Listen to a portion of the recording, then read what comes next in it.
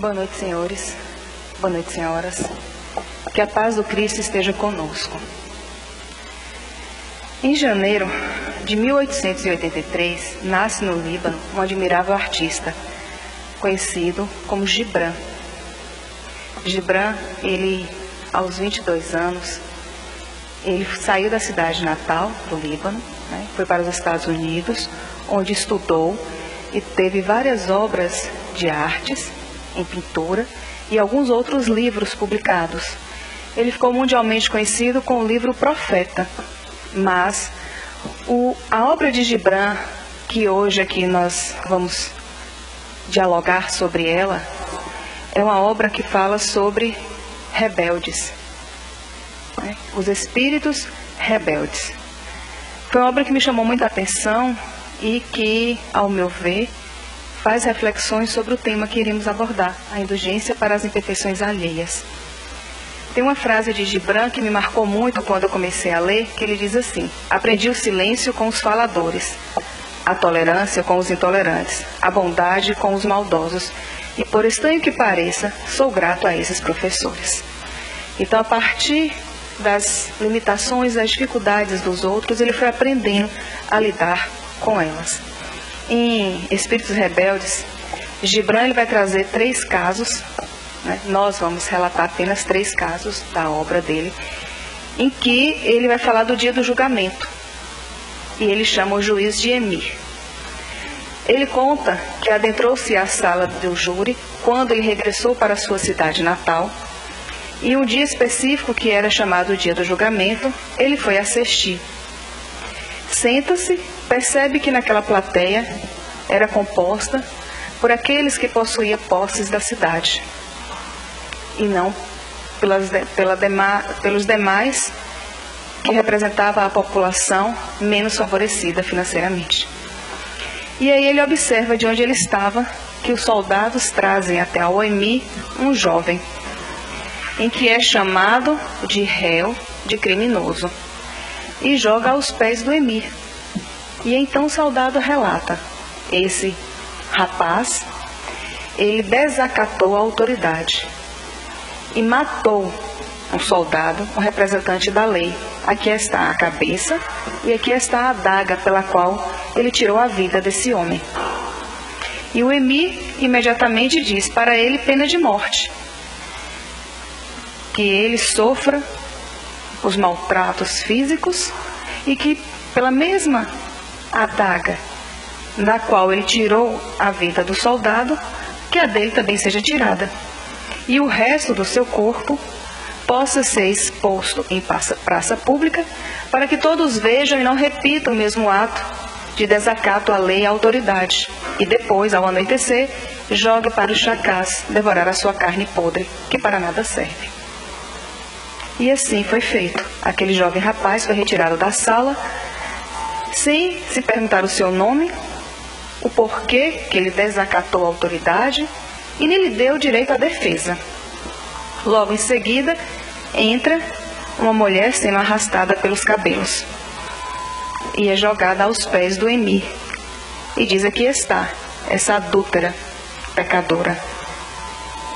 A mulher estava com a face toda marcada e com um manto jogado sobre o seu corpo. E então, aquele representante da lei diz: essa ingrata morava em um castelo, onde da fonte jorrava perfumes, e as suas roupas eram de veludo para cobrir o seu corpo, e joias pelas quais ela poderia escolher qual ela quisesse, estaria dispostas para lhe enfeitar, e ela trai o seu marido. Por isso é uma pecadora. E o Emir imediatamente diz para ela, então, que ela beba fel e vinagre, para sentir o gosto do amargo que é trair. E que o seu corpo, então, seja vestido de espinhos. Depois, mate-a e jogue para os cães. E dá-lhe, então, uma bofetada na face, porque é assim que os covardes fazem, principalmente quando vê alguém sem poder se defender. Sangue jorra do rosto daquela jovem, e ela é retirada pelos cabelos, arrastada, e da sala do lado ouvia-se os gemidos, no momento em que o seu corpo estava sendo vestido de espinhos. E por fim entra um ancião, que mal se mantinha em pé, sendo puxado pela mão por um outro soldado, em que diz que este velho infame roubou o monge as joias que estavam no pote dos monges. E então o emir diz: se sua mão é motivo de escândalo, corte-a. E para ele o enforcamento, para que ele aprenda a não mais roubar do Senhor, porque os monges representavam a instância máxima da lei para Deus.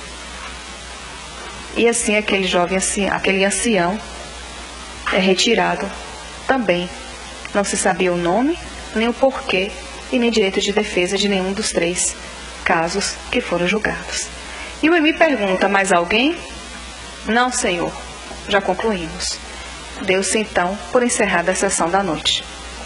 E os 3 saíram para suas sentenças. Ali permaneceu Gibran, naquele espaço vazio, só ele na sala do júri, e ele começou a questionar a Deus. Aonde estava a justiça nesse momento? Quem de fato errou? Por que tamanha crueldade em nome da lei, em nome de uma justiça? Aonde estava a indulgência? Tudo que o Cristo havia pregado, será que havia sido escondido, havia sido esquecido? Ele saiu daquela sala ao meio-dia e aguardou o anoitecer.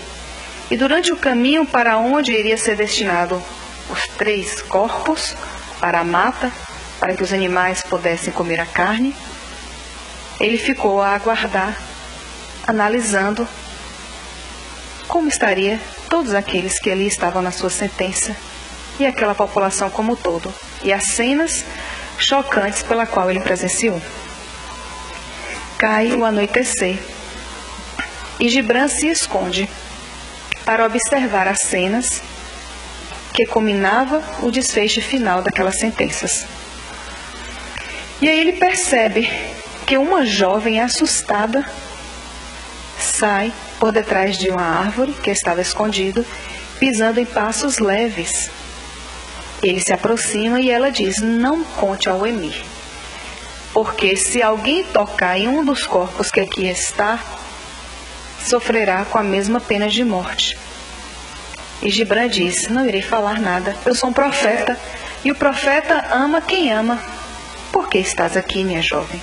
E aí ela diz: era dia de pagar o tributo, os impostos. Estamos vivendo uma seca terrível, não temos nada para poder colher. Automaticamente os soldados chegaram para cobrar os impostos. E o meu pai é velho, não tinha com que pagar. Mostrou que a terra estava seca, não chove há dias, toda a nossa plantação morreu. E pediu mais um prazo. E então eles deram ao meu pai uma bofetada. Meu pai é velho, caiu no chão. Eu saí correndo da cozinha para socorrê-lo. E o maldito soldado, quando me vê, começa a babar e pergunta: quem é ela? Meu pai, com a boca ensanguentada, responde: é minha filha. E aí ele diz: então os impostos vão subir.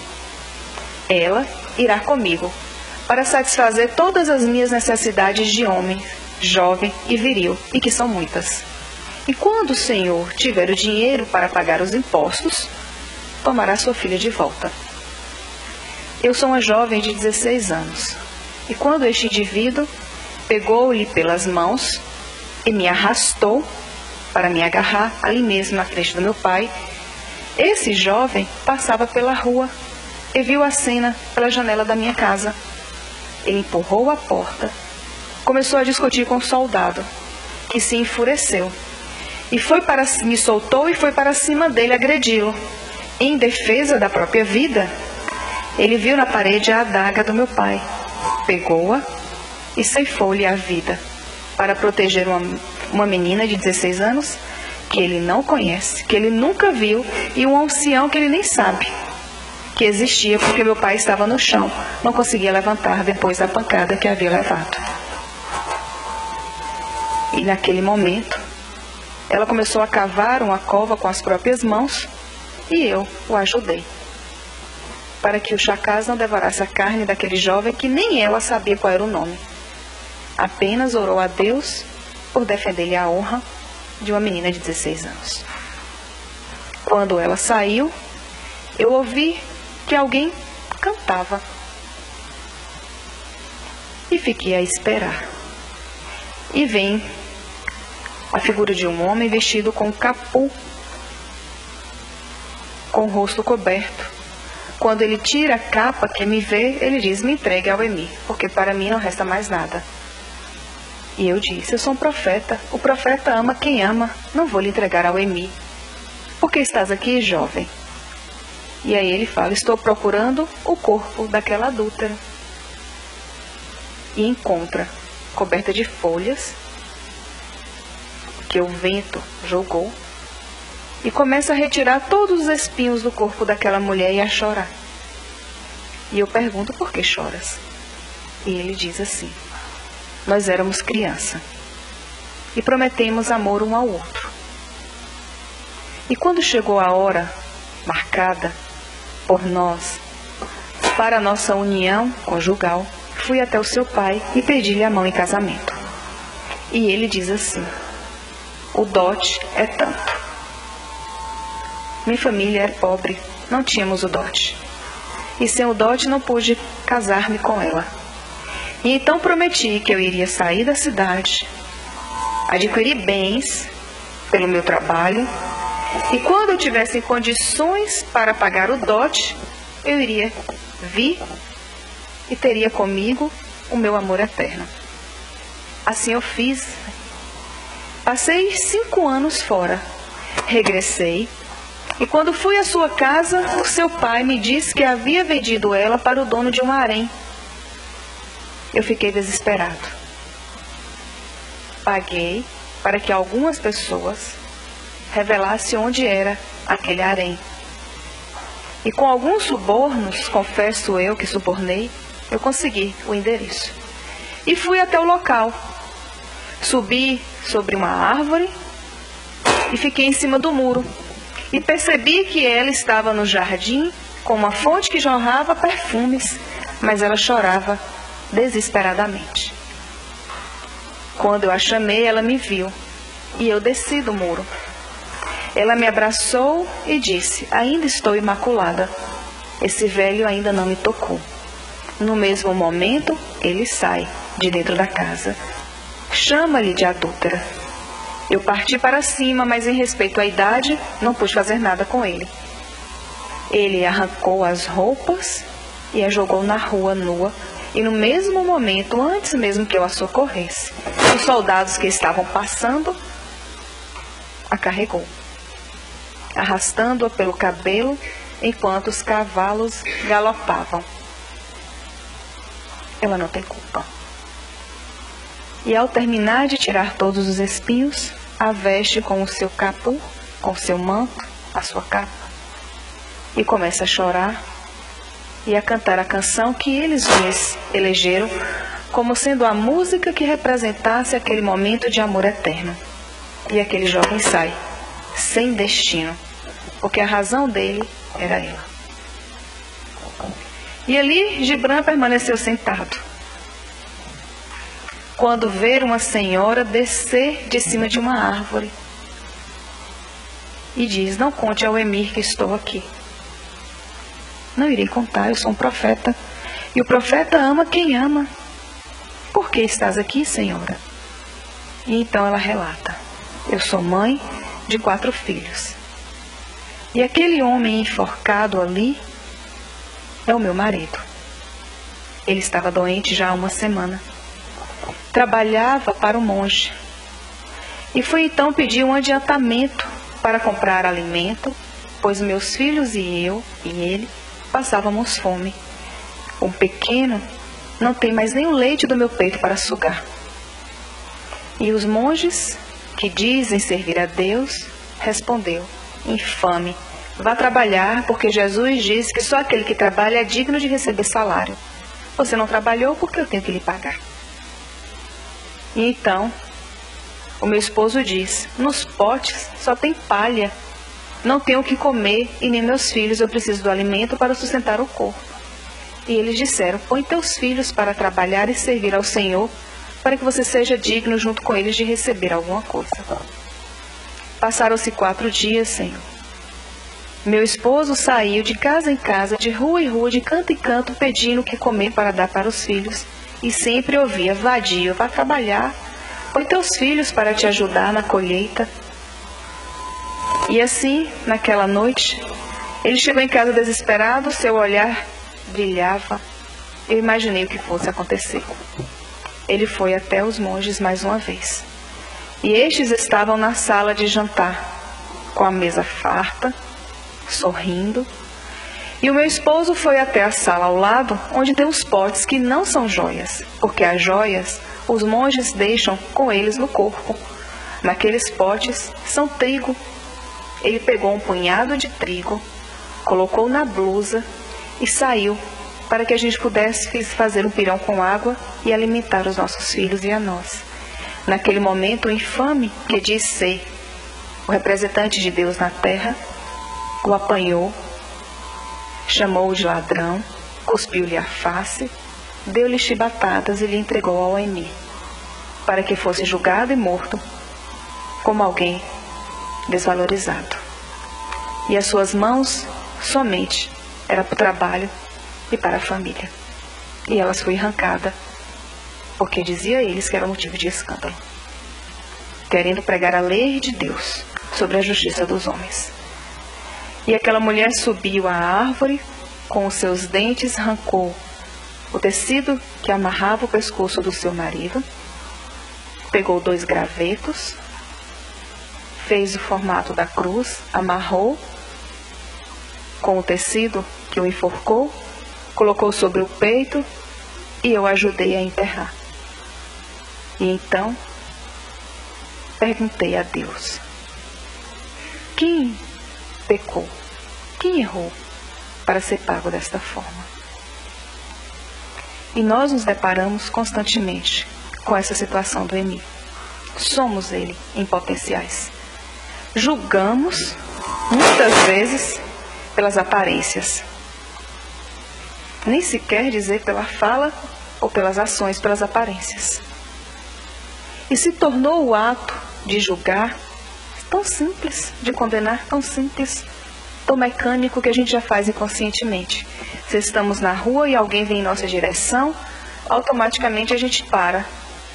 Ou anda com passo devagar, o coração dispara, acelera e você pensa, será que vai me roubar? Ainda mais se tiver maltrapilhos. Se for alguém bem vestido, talvez a gente passe despercebido. A gente julga o tempo inteiro, sem perguntar quem é, por quê, nem qual a situação que está. É um momento de inversão de valores. Nós olhamos para o outro, mas não reconhecemos. E estamos assim. E aí, então perguntamos o que é indulgência de fato. E quando lemos o texto de Gibran, nos perguntamos sobre isso. A mesma pergunta que ele fez, aonde está de fato escrito a lei divina que pede para que ame, para que perdoe, para que seja indulgente? E em Mateus, capítulo 18, versículo de 23 a 35, Jesus vai falar da indulgência. E ele diz pela seguinte parábola: o reino dos céus é comparado a um rei que quis tomar contas a seus servos. E tendo começado a tomar as contas, apresentou-lhe um que devia 10.000 talentos. E como não tivesse com que pagar, mandou o Senhor que o vendesse a ele e a sua mulher e a seus filhos, e tudo o que tinha, para pagar a dívida. Porém, tal servo, lançando-se aos pés, disse-lhes esta súplica: tem paciência comigo, que eu te pagarei tudo. Então, o Senhor, compadecido daquele servo, deixou-o ir livre e perdoou-lhe a dívida. E tendo saído este servo, encontrou um dos seus companheiros, que lhes devia 100 dinheiros, e lançou-lhe a mão à garganta e asfixiava-o, dizendo-lhe: paga-me o que deves. E o companheiro, lançando-se aos pés, rogava, dizendo: tem paciência comigo, que eu te satisfarei tudo. Porém, ele não atendeu. Retirou-se e fez que o levasse para a cadeia até pagar a dívida. Porém, os outros servos, seus companheiros, vendo o que se passava, sentiram fortemente e foram dar parte ao seu senhor de tudo o que havia acontecido. Então, o fez vir o seu senhor e lhe disse: servo mau, eu te perdoei a dívida toda. Por que me vieste rogar isto? Não deveis tu, logo, compadecer-te igualmente do teu companheiro, assim como também eu compadeci de ti? Pois bem, e cheio de cólera, mandou que o Senhor o entregasse aos algozes, até pagar toda a dívida. Assim também vos tratará meu Pai Celestial, se não perdoardes no íntimo do vosso coração aquilo que eu vos tenha feito ao vosso irmão. É comum, e Jesus deixa com essa parábola muito claro, a gente pede o perdão, a indulgência, a misericórdia pelas nossas falhas, pelos nossos atos, mas não temos a capacidade de perdoar o nosso semelhante. E ele compara o tamanho, né? Um devia 10.000 talentos, o outro devia 100. Apenas 100 talentos. De 10.000 para 100. E não era capaz de perdoar a dívida, que era muito menor em comparação à sua própria dívida. E nós, assim, agimos constantemente. Por isso que Jesus traz a esta parábola, fazendo comparação de quanto nós estamos a pedir indulgência para nós, benevolência para nós, perdão, e não conseguimos exercer com o outro essa indulgência, essa benevolência, esse perdão. E Kardec, na questão 886 de O Livro dos Espíritos, ele pergunta: qual o verdadeiro sentido da palavra caridade entendida por Jesus? E os Espíritos respondem: benevolência para com todos, indulgência para as imperfeições alheias e perdão das ofensas. Propõe em uma simples frase qual o caminho que devemos seguir: benevolência, indulgência e perdão das ofensas. E no comentário que Kardec segue essa pergunta, que eu sugiro a todos que ao chegar em casa hoje leia, ele vai destrinchar de uma forma muito bela o que ele entendia como benevolência, como perdão e como indulgência. E ele diz que é muito comum nós estarmos exaltando aqueles que possuem sempre mais, e desprezamos os que necessitam das nossas atenções, enquanto deveríamos fazer o contrário. Porque aqueles que pedem o pão, aqueles que moram na rua, em que as suas vestes é o sol e a chuva, o seu teto são as estrelas, e as portas que muitas vezes se abrem para eles é a da morte. Nós passamos despercebido, sem perceber quem é ou quem não é que ali está. E na questão seguinte, 887, ele ainda questiona. Jesus diz: amai os vossos inimigos. Ora, um amor pelos vossos inimigos não é contrário às nossas tendências naturais. Inimizades não provém de uma falta de simpatia dos espíritos? E os espíritos vão responder: amar o inimigo é não devolver o mal com o mal, é perdoar-lhe as ofensas, é no momento oportuno fazer-lhe o bem. Claro que quando você vê um amigo, o sentimento e a alegria do reencontro é um. Quando você vê o inimigo, a vontade de não ver e não estar perto, ela também vem à tona. Mas ser indulgente, perdoar e orar por ele não é esquecer o que ele fez, porque esquecimento é uma questão de memória, tem que ser tratado. É fazer todo o bem que é possível. Você pode até lembrar do mal que você sofreu, mas isso sem que doa. É como uma cicatriz, você olha, sabe o que aconteceu, sabe como foi, descreve os detalhes, mas não dói mais, não incomoda. Ficou apenas a marca para que você exercite o sentimento de amor e de benevolência. A questão da indulgência, ela vai tomando uma proporção que muitas vezes nós nos perdemos com o tempo. Vamos pegar aí a Idade Média. A Igreja Católica, com o poder ainda conferido pelo feudalismo, o que ela faz? Cobra indulgência.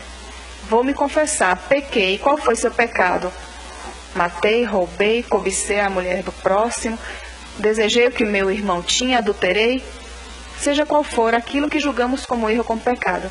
Então me paga, me dê as suas terras, me dê os seus bens, me dê as suas joias, me dê o que você pertence, o que você tem para pagar e ser perdoado do seu pecado. Era chamada de indulgências, pagamento de indulgências. E assim a igreja foi cada vez enriquecendo. E aí quando a gente lembra esse fato da história, ler nos livros, alguns filmes relatam esse período histórico, o Vaticano está lá, com um monte de indulgências que foram pagas ainda lá. A gente pergunta, Deus precisa de um pedaço de terra para pagar a nossa dívida? Se foi Ele que criou o universo inteiro, para que Ele precisa de um pedaço de terra? Para que Ele precisa da nossa casa? Para que a nossa dívida seja perdoada, Ele vai fazer o que com essa casa? Se não é para que nos abrigue? E tamanha era a nossa ignorância, que achando que tirando as nossas joias, a nossa veste, o nosso corpo, a nossa alma, nós estaríamos com as nossas dívidas sendo perdoadas. E assim se percorreu ao longo da história. Hoje, a gente não fala dessa indulgência paga, a gente fala de barganha. Faça isso que eu te dou isso. E nós ensinamos a barganhar desde pequenos os nossos filhos. Talvez por uma questão que está lá, na nossa consciência. Quando a gente fala assim, ó, se você passar de ano, eu lhe dou uma bicicleta. Ele tem que passar de ano para ganhar a bicicleta porque é um dever e uma obrigação dele aprender a ler, a escrever, a estudar. Mas nós estamos a barganhar, a ensinar. Ó, faça isso para mim que eu te dou isso. Eu vou na rua fazer a caridade, vou levar um prato de comida para quem está lá, porque aí eu pago minha dívida com Deus. Mas você deve o que a Deus? Você não fez nada a Ele, você fez ao outro, você tem que pagar a sua dívida com o outro. O seu perdão você tem que pedir ao outro, porque foi a Ele que você atingiu, não foi a Deus. A Deus a gente não fez nada, mas fizemos com o próximo. E nesse fazer com o próximo a gente vai se distanciando cada vez mais. Os dois maiores exemplos de indulgência em que eu pude compreender até hoje está em duas ações. Uma foi a de Jesus. Frente a Pilatos, ele pergunta que mal este homem havia feito e ele diz nada, ficou calado, não se defendeu. E aí Pilatos questiona, né? Por que queria que condenasse um homem que não tinha ali nenhum pecado à mostra? E então, o que ele faz? Para isentar a sua consciência, leva a público. O povo decide. Porque o que o povo decidir, para mim tá bom. E aí coloca Jesus e Barrabás. Quem vocês escolhem? Porque eu não vi neste indivíduo nada que o condenasse e o julgasse. Vocês decidem, Jesus ou Barrabás. E o que nós, de ontem, hoje, fazemos? Barrabás. Porque Barrabás nos representa. Representa o nosso egoísmo, a nossa capacidade de mentir, a nossa capacidade de fingir. Representa a nossa dificuldade de amar e perdoar. Representa o desejo que eu quero ter do outro, eu não tive coragem de botar para fora. Barrabás bota, então eu apoio ele para que eu possa pôr também os meus sentimentos para fora. E por que eu condenei Jesus? Porque o amor incondicional daquele homem me incomoda. Se eu não sei amar, eu não consigo ficar perto de quem ama, porque dói, incomoda, eu não consigo ser igual a ele. Então tira ele do meu caminho. E aí Jesus vai para o maior requinte de crueldade que era daquela época, a crucificação. E lá em cima, no alto da cruz, perto do desencarne, então ele diz o quê? Pai, perdoa-os, eles não sabem o que faz. Maior expressão de indulgência. Ainda há aqueles que dizem que Jesus morreu na cruz por nós. Nós matamos Jesus e ainda quer que ele morra por nós. Não. Ele apenas cumpriu o papel dele. Se o papel dele era daquele, que fosse aquele. Porque a população não compreendia. Há 2000 anos se passa, nós continuamos não compreendendo Jesus. E o outro exemplo de indulgência vem com Paulo e Estevão, que é uma obra que eu gostaria que todos lessem. Paulo, defensor da lei, fazia-se cumprir porque era temente a Deus e estudou para isso. E manda então a lei que perseguisse os cristãos. E ele foi perseguir os cristãos. Só que ele encontra o amor da vida dele, Abigail. E um ato em que ele iria mostrar ao seu amor a sua maior cena de honra e glória, de dever cumprido com Deus, que era o de apedrejamento aos cristãos, leva Abigail. E um daqueles que ali estavam para ser apedrejados, quem era? O irmão de Abigail, Estevão. E quando ela percebe, já no final do apedrejamento, e quando ele já não tinha mais força, já perto do desencarne, ela desesperadamente vai ao encontro dele, para-se o episódio, e o que Estevão fala para ela? Minha irmã, perdoa-o e o ame. Com quem eu irei deixar você para que eu possa partir tranquilo, senão alguém que é capaz de cumprir a lei de Deus como deve ser cumprida? Vai, segue com ele. Imagina, gente, né? Tá ali morrendo apedrejado porque o outro mandou fazer, e você fala, vai lá, perdoa e ama aquela criatura. Nós conseguimos isso? Não, porque não compreendemos ainda o amor, e o amor incondicional ainda nos incomoda. A gente pega a pedra e joga. É na adúltera, é no Estevão, é em qualquer um de nós. Nós estamos a fazer isso. Porque ainda existe, volto a repetir, muito mais do Barrabás em nós do que qualquer outro sentimento ou ação de Jesus. E quando ele fala, mestre, qual é o maior mandamento da lei? Para que a gente consiga vivenciar a indulgência, a gente tem que compreender o que a gente quer viver. E aí ele fala, amar a Deus sobre todas as coisas e ao próximo como a ti mesmo. Bem, amar a Deus. Eu não vejo. Muitas vezes, no momento da dor e do desespero, eu não sinto. Eu não sei quem é, porque nós estamos a personificar, a coisificar, a deixar perto de nós. Como é que eu consigo amar algo que eu não vejo, não sinto, não percebo? Ouvir falar, está na minha consciência. Começa por aí. E depois amar ao próximo. Se eu não me amo, se eu ainda tenho a capacidade de me destruir com pensamentos, sentimentos e ações que ainda satisfazem muito mais as necessidades vinculadas à moral do que ao sentimento que Jesus pregou, como é que eu posso amar a Deus ou amar o próximo? E aí a gente se pergunta, e quem é o próximo? Quem é o próximo? Olhem vocês um ao lado do outro. Levantem-se, por favor. Levantem-se. Olha para trás. Eu reconheço quem está aqui. Olha para o lado. Olhe um aos olhos do outro aí. Procure alguém e olhe no olho. Eu reconheço quem está aí. Agora procure alguém que você nunca viu aqui na plateia. Caminhe aí, por favor. Movimente-se. Olhe para quem você nunca viu. Eu conheço. Quem é o meu próximo? É quem está lá fora na rua? É quem está dentro de casa ao meu lado? É quem vem ao centro espírita, aos templos religiosos, todos os dias, entra e sai e eu nem vejo? Quem é o meu próximo? Se eu não identifico quem é o meu próximo, como é que eu vou poder amar? E se eu não vejo Deus nele, e se ele não ver Deus em mim, eu não vou saber amar a Deus sobre todas as coisas. Eu não vou transcender esse sentimento e essa atitude. Então eu não tenho como ser indulgente. Por isso que Jesus vai além e vê que daqui, quem sabe, não há 2000 anos, há 300 bilhões de anos, a gente consiga compreender a sua mensagem imortal.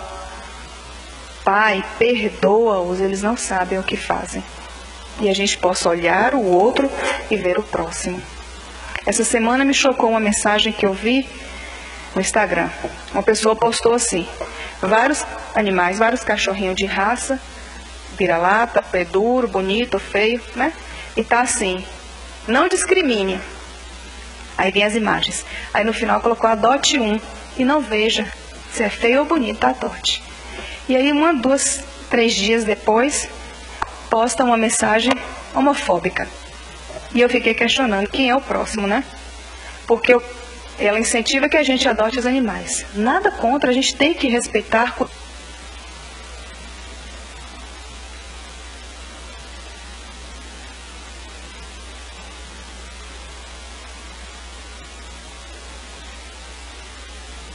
Mas não importa se é um vira-lata, se é um pé duro, se é um Rottweiler, se é um Chow-Chow, não importa. Adote um. Eu vejo uma criança pedir, eu vejo uma imagem da Etiópia com um ser passando fome, desnutrido.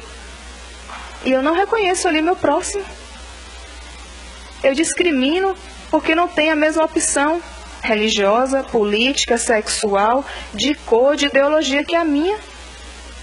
Como é que eu vou amar a Deus e ao próximo então? Como é que eu vou exercer a indulgência se eu não compreendo na essência o que é isso? Eu só posso dar daquilo que eu compreendo. Por isso a nossa dificuldade. E Sócrates, ele nos ensina uma lição para que a gente comece a exercitar em nós. Ele diz que certa vez um sábio veio até ele, um discípulo, aliás, desculpe, e falou bem assim: mestre, tenho algo a lhe dizer. Aí ele foi e perguntou assim: tire do bolso as suas peneiras. Ele: que peneira? As peneiras, a gente tem que ter no bolso 3 peneiras. Quais? Aí ele falou: a primeira é a da verdade. O que você vai me dizer é verdadeiro? Não sei, estou repassando o que eu ouvi. Ele então, a primeira peneira já furou. Porque o que você tem que dizer tem que ser verdadeiro. Porque senão pode ferir o outro. E você gostaria que o que você vai me dizer dissesse de você? Não, Senhor. Ele então furou. Vá para a segunda peneira. A segunda peneira é a da bondade. O que você vai dizer é bom? Te faz bem? Se o outro souber que você disse vai fazer bem ao outro? Não sei, Senhor. Ele então furou a segunda peneira. Porque se não faz bem a você, não vai fazer bem ao outro. Eu posso fazer pelo outro aquilo que eu gostaria que fosse feito a mim. Então, o que me faz bem a você. Faz bem a você. Então, se você não sabe se lhe faz bem, não diga. E por fim, a terceira peneira, que é a da necessidade. O que você vai dizer realmente há necessidade de ser dito? Realmente vai ajudar alguém? É útil? Não sei, Senhor. Ele então, se passou pelas 3 peneiras e continua, não diga. Você precisa ser a estação final de todo o mal que vem até você. Não propague isso adiante. Aí você começa, então, aí a ser indulgente com o outro. Porque você passou pela peneira da bondade, a peneira da verdade e a peneira da necessidade. Aí você começa o primeiro exercício de ser indulgente. Não propagando o mal que vem até a nós. E o outro ato de ser indulgente é esse que nós fizemos aqui. Ao sair em casa, na rua, em qualquer lugar que vocês estejam, olhe e reconheça no outro o seu próximo. Não importa quem ele seja. Reconheça nele o seu próximo e faça uma prece. Se eu não tenho o ato de levar a comida, então faça uma prece, dê o pão espiritual. Eu não conheço, eu nunca vi, mas não importa, porque a caridade ela tem que ser anônima. Você não precisa conhecer, você não precisa ver, você precisa apenas querer fazer aquilo. Porque você gostaria que alguém orasse por você, então ore pelo outro. É o primeiro passo. Aí você começa a identificar quem é o próximo. Depois você silencia a maldade para que ela não se propague. Você começa a exercitar a indulgência com o próximo. Aí depois a gente vai para dentro do nosso lar. É indulgente com o pai e com a mãe que nós necessitamos reencarnar, porque são compromissos nossos e que não é fácil lidar. Depois é ser indulgente com o marido ou com a esposa, que a gente escolhe estar do lado, mas que conviver a 2 também não é nada fácil. É muito mais fácil a gente separar e abrir mão do que permanecer junto. E aí todo dia você precisa reafirmar o seu amor e a sua necessidade de estar ao lado para que você seja indulgente com ele. Depois indulgente com os filhos. Depois indulgente com aqueles que a gente trabalha no nosso trabalho do pão de cada dia. Depois indulgente com os trabalhadores da onde eu frequento, religiosamente falando. E assim você vai estendendo o seu limite de indulgência. Porque se eu não consigo exercitar isso em pequeno espaço, eu não vou conseguir necessitar isso em um grande espaço. Quando alguém me der uma bofetada, como Jesus fez, por que me bateste se o que eu fiz foi bom e o que eu falei foi bom? a gente vai revidar com outra bofetada. Se disser caminhe um passo com o seu inimigo, você não vai caminhar, você deixa ele caminhar sozinho. Mas se você conseguir exercitar, você além de orar por ele, você vai lhe dar a mão, mesmo sem olhar para ele, mas você vai caminhar com ele. E você vai exercitando dessa forma a indulgência. Porque se não exercitar, a gente não desenvolve. Ela fica anestesiada na nossa consciência. Anestesiada. Entra no esquecimento. Ah, mas eu não sabia que era assim. Sabia, você anestesiou porque é cômodo deixar a nossa consciência anestesiada do que pôr em ação. Porque movimenta em nós uma energia que a gente não sabe ainda se temos capacidade para pôr em prática. Requer abnegação, requer desprendimento, requer paciência, requer amor. E se um dia nos for dado a condição de julgar, de ser um emir, a gente vai saber ouvir antes de falar. E depois que ouvir, a gente vai saber orientar com amor. E vai pensar, o que Jesus faria no meu lugar? O que Deus gostaria que eu fizesse neste momento? Aí você vai saber absorver ou condenar, se lhe for conferido este poder, com amor. Porque você vive esse sentimento de amor. Você sabe o que é esse sentimento. E aí fica mais fácil, né? Porque o Emir em potencial, o Barrabás em potencial, nós já somos todos os dias. Mas ser aquilo que Jesus nos convida, esse é o mais difícil. E como reflexão final, eu gostaria de ler a prece de São Francisco, que representa também um outro pensamento, porque ele também consegue ir longe, quando ele diz assim: Senhor, fazei-me de mim instrumento de vossa paz. Onde houver ódio, que eu leve o amor. Onde houver ofensa, que eu leve o perdão. Onde houver discórdia, que eu leve a união. Onde houver dúvida, que eu leve a fé. Onde houver erro, que eu leve a verdade. Onde houver desespero, que eu leve a esperança. Onde houver tristeza, que eu leve a alegria. Onde houver treva, que eu leve a luz. Ó Mestre, fazei que eu procure mais consolar que ser consolado, compreender que ser compreendido, amar que ser amado, pois é dando que se recebe, é perdoando que se é perdoado, é morrendo que se vive para a vida eterna. Paz e Deus.